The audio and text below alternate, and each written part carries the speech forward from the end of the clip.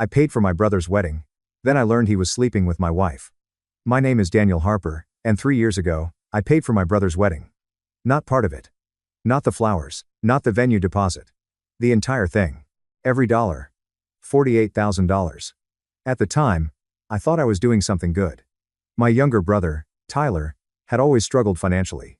He jumped from job to job, made bad decisions, accumulated debt faster than he earned money. But he was still my brother. And when he called me one night, saying he could not afford the wedding he had promised his fiancée, I did not hesitate. I helped. Because that's what family does. Or at least that's what I believed. Back then, I still believed family meant loyalty. I still believed sacrifice mattered. I still believed the people closest to me cared about me. I was wrong. Terribly wrong. The truth was that while I was paying for Tyler's dream wedding, he was secretly destroying my marriage. And I would not discover it until it was almost too late. At the time, my life looked perfect from the outside. I owned a successful home renovation company in Denver. My wife, Melissa, and I had been married for 8 years. We had a beautiful house. A comfortable life. No children yet, but we were trying. Most people probably envied us. I certainly thought I was lucky. Melissa was smart, beautiful, and outgoing. She could walk into any room and instantly become the center of attention. People loved her. Including my family. Especially Tyler.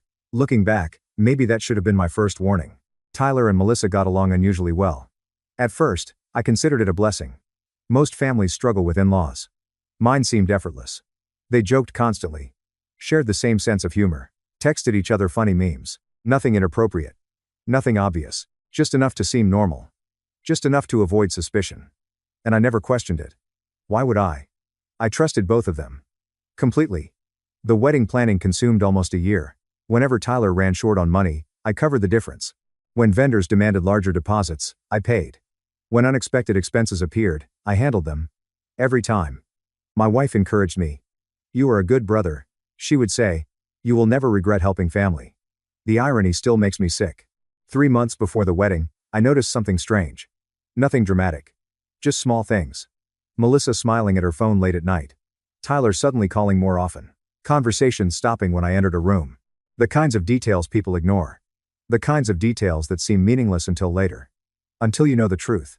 Then every memory becomes evidence. One Saturday afternoon, Tyler came over to discuss wedding expenses. We sat on the patio drinking beer. Melissa joined us. The conversation was normal. Then Tyler made a joke. Melissa laughed so hard she nearly spilled her drink. Not unusual. Except for what happened next. They looked at each other. Just for a second, a look. A silent understanding, gone almost instantly. But something about it bothered me. I could not explain why. I could not define it. I just felt it. Like a tiny crack forming beneath my feet. That night, I asked Melissa about it. She laughed. "You are jealous of your own brother?" I laughed too. Because the idea sounded ridiculous. Tyler? My brother? The kid I had protected his entire life? Impossible. I apologized. And she kissed my forehead. Told me I was imagining things. So I convinced myself she was right. That was my biggest mistake. As the wedding approached, Tyler became increasingly stressed. Money issues. Vendor issues. Guest list issues. Every problem landed on my desk. And every time, I solved it. I wanted his wedding day to be perfect. I wanted him to have opportunities I never had. What I did not realize was that while I was building his future, he was quietly dismantling mine. The first real warning came 6 weeks before the wedding. I returned home early from work. A client had canceled. I figured Melissa would be surprised. She usually worked from home on Fridays. When I walked inside, the house was silent. No television. No music. Nothing. Then I heard footsteps upstairs. I called out her name. No answer. A few seconds later, Melissa appeared at the top of the stairs. She looked startled. Almost frightened. Then she smiled. A little too quickly. "You are home early." Something felt wrong, very wrong. But I did not know why. Not yet. Later that evening, I noticed a second coffee mug in the sink. Not unusual. Except Melissa did not drink coffee. And I had not been home all day. When I asked about it, she immediately answered. "My friend Sarah stopped by." Simple explanation. Reasonable explanation. The kind of explanation liars depend on. A week later, Tyler accidentally left his phone on my kitchen counter. He rushed back 10 minutes later to retrieve it. Again, nothing unusual, except his panic seemed excessive. Almost desperate, like someone terrified another person might see something. At the time, I ignored it. Today, I wish I had not. Because the truth was already there. hidden in plain sight, waiting for me, and within a matter of weeks, one unexpected discovery would reveal that the brother whose wedding I was funding had been sleeping with my wife for nearly a year. And the wedding I paid for? It was about to become the most expensive mistake of my life. The truth found me by accident. Not through a confession. Not through a private investigator. Not through some dramatic confrontation. It came from a simple text message. One message that was never meant for me to see. And once I saw it, my life would never be the same. 2 weeks before Tyler's wedding, Melissa asked me to help her choose a new laptop. Her old one was slowing down. As someone who handled most of the technology in our house, I agreed. The following Saturday, we went shopping. By evening, she was busy transferring files from her old computer to the new one. At some point she left to take a shower. Her phone remained on the kitchen island, face up. Unlocked. I was not snooping. At least not intentionally. I was making coffee when a message appeared on the screen. One sentence. One notification. One mistake. I missed last night already. My stomach tightened immediately. The sender's name was not visible because only part of the notification appeared. But something felt wrong. Very wrong. I stared at the screen, trying to convince myself there was a reasonable explanation. A friend. A coworker. Someone harmless. Then another message appeared. Cannot wait until after the wedding. The coffee mug slipped slightly in my hand.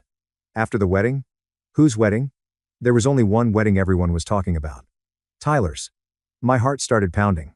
I told myself not to overreact. Do not jump to conclusions. Do not become paranoid. But the feeling would not leave. The same feeling I had been ignoring for months. The same feeling I had laughed off whenever it appeared. This time, I could not ignore it. When Melissa came downstairs, I watched her carefully. Every smile felt rehearsed. Every word felt artificial. Every glance felt suspicious. For the first time in our marriage, I wondered if I actually knew my wife at all. That night I barely slept. The next morning, I made a decision. A decision I hated. A decision that filled me with guilt. But I needed answers. And if nobody was going to tell me the truth, I would find it myself. The following week presented an opportunity. Melissa left her laptop at home while meeting friends for lunch. I sat in my office staring at it for nearly 30 minutes. Part of me wanted to walk away. Part of me wanted to trust her. But trust only works when both people deserve it. And deep down, I already suspected she did not. I opened the laptop. The password had not changed. It was still our wedding anniversary. That fact alone nearly made me laugh. The woman betraying me was using our anniversary date to protect her secrets. Most of what I found looked normal. Photos. Documents. Work files. Nothing unusual. Then I opened the messaging application. And found an archived conversation. One hidden conversation. No name. Just initials. Th. Tyler Harper. My brother. For several seconds I simply stared. Unable to move. Unable to breathe. Unable to believe what I was seeing. Then I clicked. The conversation opened. Hundreds of messages appeared. Months of messages. Nearly a year's worth. My hands started shaking. I scrolled upward, and immediately wished I had not.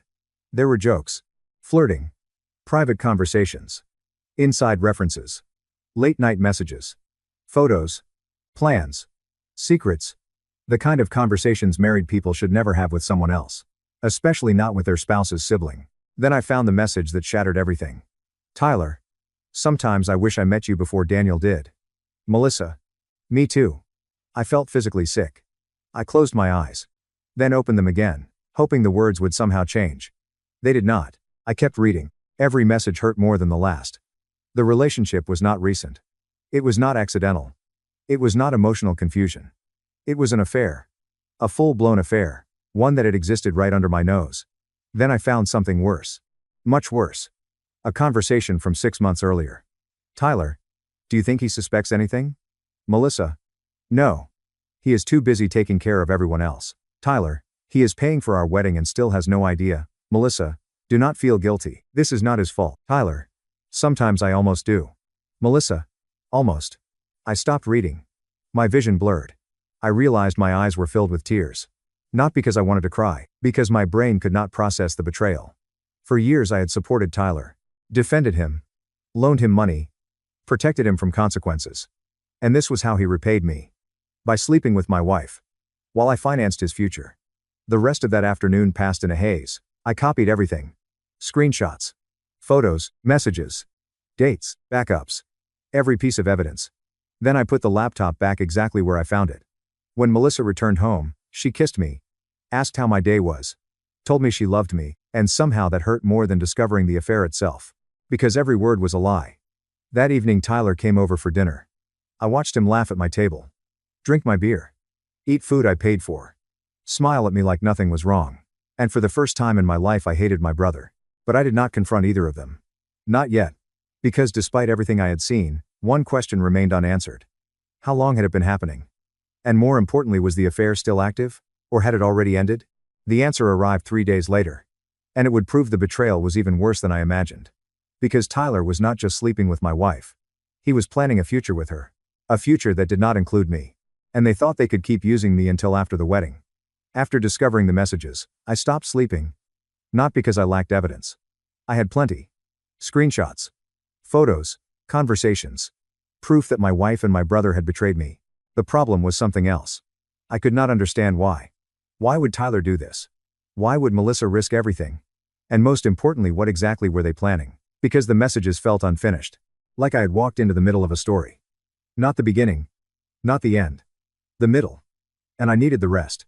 For the next few days, I became someone I barely recognized. Calm on the outside. Broken on the inside. I smiled. Went to work. Answered calls. Met clients. Had dinner with Melissa. Helped Tyler finalize wedding plans. Pretended everything was normal. Meanwhile, every second of every day, my mind was at war. The hardest part was not seeing Melissa. It was not seeing Tyler. It was hearing them laugh together. Knowing what I knew. Watching them act innocent. Watching them look me in the eye. And lie. Again. And again. And again. 3 days after discovering the messages, another opportunity appeared. Melissa left her phone charging in the bedroom while she took a walk.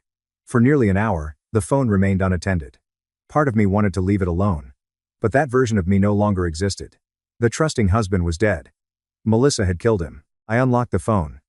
Immediately opened the message thread. And what I found made my stomach drop. The affair was not ending after Tyler's wedding. It was escalating. One message from Melissa read.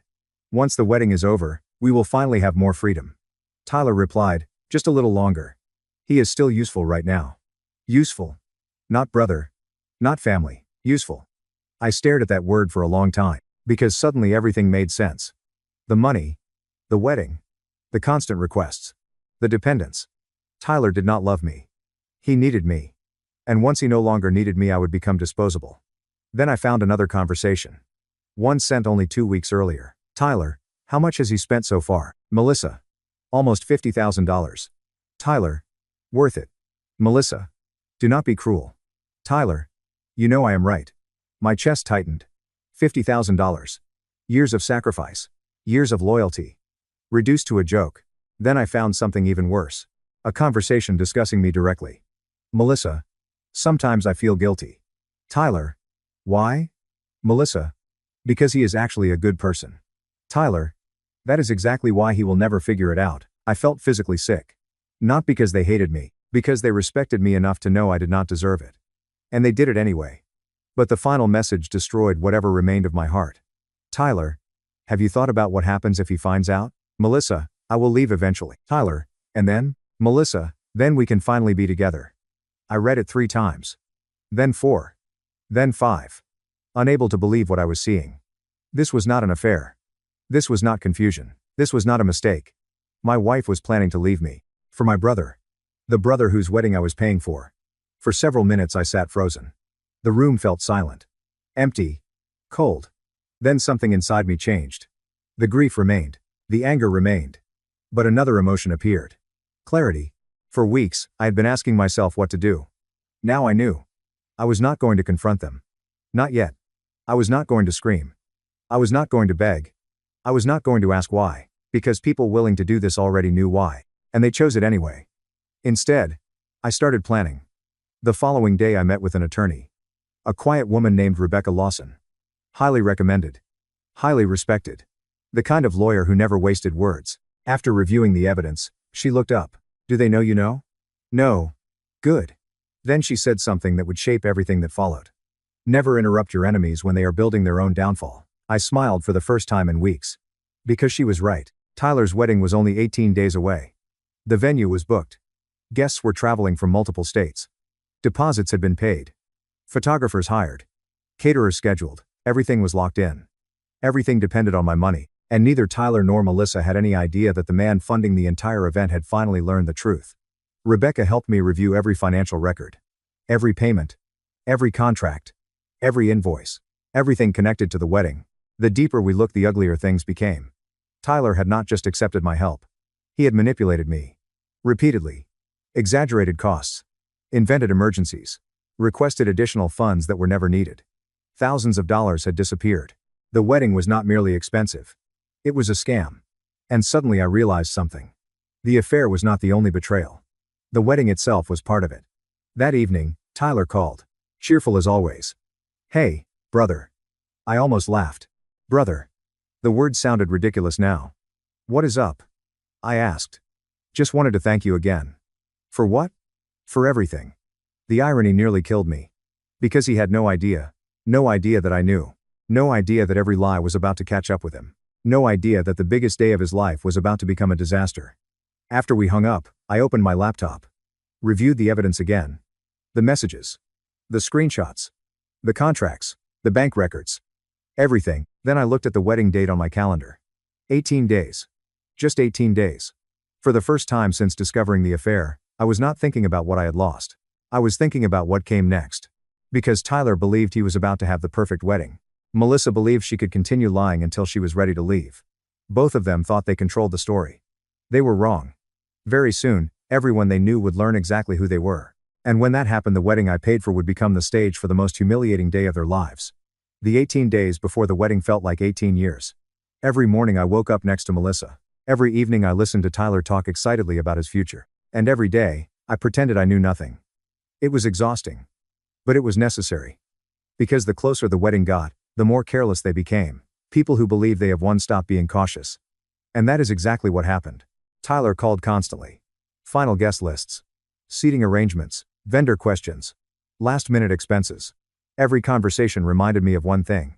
The entire wedding existed because of my money. Without me, there would be no venue, no photographer, no catering, no luxury resort reception. Nothing. And somehow he still believed I was the fool. A week before the ceremony, I met with Rebecca again. She reviewed every piece of evidence one final time. The messages. The financial records. The screenshots. The timeline of the affair. Everything was organized perfectly. Then she asked a simple question. "What outcome do you want?" I thought about it carefully. For a long moment, neither of us spoke. Finally, I answered, "I do not want revenge." She raised an eyebrow. "Then what do you want?" "The truth." Because the truth was enough. I did not need to invent anything. I did not need to exaggerate. I did not need to manipulate. The facts alone would destroy them. Rebecca nodded. "Then let the truth do the work." That became my plan. 3 days before the wedding, I made a discovery that shocked even me. I was not looking for new evidence. I already had more than enough. But while reviewing financial records, I noticed a series of unusual charges. Small amounts. Scattered over several months. Hotel payments. Restaurant bills. Weekend trips. All paid using a credit card account that Melissa and I shared. My stomach dropped. Because it meant something even worse. I had not just funded Tyler's wedding. I had unknowingly funded their affair. Thousands of dollars. My money. Paying for hotel rooms where they met. Dinners where they planned their future. Trips where they laughed behind my back. When I showed Rebecca, she stared at the statements in disbelief. Then she slowly shook her head. "I have handled divorce cases for 15 years. She pointed at the documents. "This is one of the most selfish things I have ever seen." That night, I sat alone in my office. Looking at photographs from better times. Family vacations. Birthdays. Holidays. Moments that once felt meaningful. Now they look different. Because once trust dies, memories change. The hardest picture to look at was one taken 2 years earlier. Me, Melissa, and Tyler. Standing together at a lake during a family trip. All smiling. All laughing. At the time, I thought it was a happy memory. Now I knew better. By then, the affair had already started. And I was the only person in the photograph who did not know. The wedding rehearsal arrived. Everyone gathered at the venue. A beautiful mountain resort overlooking the Colorado foothills. Expensive. Elegant. Perfect. Exactly what Tyler wanted. Exactly what I paid for. As I watched him rehearse his vows, I could not help noticing how confident he looked. How comfortable. How relaxed. Because he believed he had everything. The wedding. The admiration. The money. My trust. And my wife. He thought he had won. At one point during the rehearsal dinner, Tyler stood and raised a glass. I want to thank my brother Daniel. The room applauded. I smiled politely. You have always been there for me. More applause. I could not have done any of this without you. Even more applause. The performance was almost impressive. Almost. Then he looked directly at me. And I will spend the rest of my life paying you back. For a second, I nearly laughed. Because by this point, I already knew exactly how much that promise was worth. Nothing. Melissa sat beside me the entire evening. Holding my hand. Smiling. Kissing my cheek occasionally. Playing the role of devoted wife. The woman deserved an Oscar. Later that night, after everyone returned to their rooms, I walked alone through the empty venue. The ballroom lights glowed softly. Tables were arranged perfectly. Flowers decorated every corner. Everything looked beautiful. And tomorrow morning it would become a disaster. The next day arrived. Wedding day. Guests filled the resort. More than 200 people. Friends. Family. Co-workers. Business associates. People from multiple states. Everyone excited. Everyone happy. Everyone completely unaware. Tyler looked confident in his tuxedo. Melissa looked radiant in a blue formal dress. My parents looked proud. The perfect family. The perfect celebration. The perfect lie. Shortly before the ceremony began, I received a text message. From Tyler, "Thank you for everything, brother." I stared at the screen. Then smiled. Because he still had no idea. No idea that the presentation was ready. No idea that every guest would soon learn the truth. No idea that his wedding day was about to become infamous. The ceremony itself proceeded normally. Vows. Applause. Laughter. Photographs. Everything exactly as planned. Then came the reception. The ballroom was packed. Music played. Guests drank champagne. People celebrated. The atmosphere was electric. Eventually, the master of ceremonies approached the microphone. He smiled broadly. "Ladies and gentlemen, before dinner begins, the groom's brother would like to say a few words." Hundreds of faces turned toward me, expecting a heartfelt speech. A funny story. A toast. Instead, I walked calmly to the stage, carrying a small flash drive. Tyler smiled. Melissa smiled. My parents smiled. None of them noticed the projector screen lighting up behind me. None of them noticed their lives were about to change forever. I stepped up to the microphone. Looked across the crowd. Then at Tyler. Then at Melissa. And finally said, "I have spent nearly $50,000 making sure today was perfect." The audience laughed politely. I smiled. "But before we celebrate, there is something everyone deserves to know." Tyler's smile vanished. Melissa froze. And for the first time all day I saw fear. Because deep down, they finally realized something was wrong. Terribly wrong. And within the next few minutes the wedding I paid for would become the moment their entire world collapsed. The ballroom became silent. 200 guests stared at me. Waiting. Smiling. Expecting a heartfelt speech. Instead, they were about to witness the destruction of 2 lives. And the collapse of a lie that had lasted nearly a year. I stood at the microphone. The projector screen glowing. Thank you so much for watching until the end. If you really like our videos, please don't forget to like, share, and subscribe. Have a great day.